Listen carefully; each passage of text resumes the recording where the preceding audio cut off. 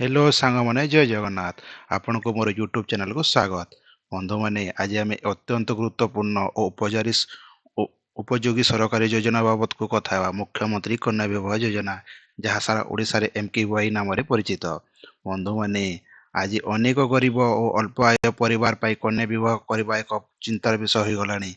सेतिपई विवाह खर्च रे सहयोग, कन्या शिक्षा को प्रोत्साहन, बाल्य विवाह को रोक, मर्यादापूर्ण विवाह सुनिश्चित करबा पई आम सरकार मुख्यमंत्री कन्या विवाह योजना स्टार्ट कर बंधु माने यही योजना रे 51,000 टंका सरकार साहाय्य करिवे, जहाँ तीन भागरे दियाजिवो। प्रथम तीन भागरे दियाजिवो।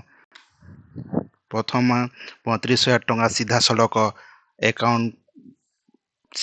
अकाउंट को आसीजिवो। 10,000 टंका ଶାଢ଼ୀ ଗହଣା ବାସନକୁସନ ଦୈନନ୍ଦିନ ବ୍ୟବହାର ସାମଗ୍ରୀ ପାଇଁ ପ୍ରଦାନ କରାଯିବ। 6,000 ଟଙ୍କା ମଣ୍ଡପ ଯାତାୟାତ ଖର୍ଚ୍ଚ ପାଇଁ ପରିଚାଳନା କରିବା ପାଇଁ ବ୍ୟୟ କରାଯିବ। ଏଥି ଏ- ଏଥିରେ ବଧୂଙ୍କ ବୟସ 18 ବଧୂଙ୍କ ବୟସ 18ରୁ 35 ବର୍ଷ ହୋଇଥିବା କଥା। ବରର ବୟସ 21ରୁ 35 ବର୍ଷ ହୋଇଥିବା କଥା। ସେମାନେ ଓଡ଼ିଶାର ବାସିନ୍ଦା ହୋଇଥିବା କଥା। ଆଉ ସରକାର ଏଠି SC ST, ଦିବ୍ୟାଙ୍ଗ, ବିଲୋ ପଭର୍ଟି ଲାଇନ୍, ୱିଡୋ ମାନଙ୍କୁ ବେଶୀ ପ୍ରାଥମିକତା ଦେବେ। ଆପଣ କେମିତି ଆପ୍ଲାଏ କରିବେ?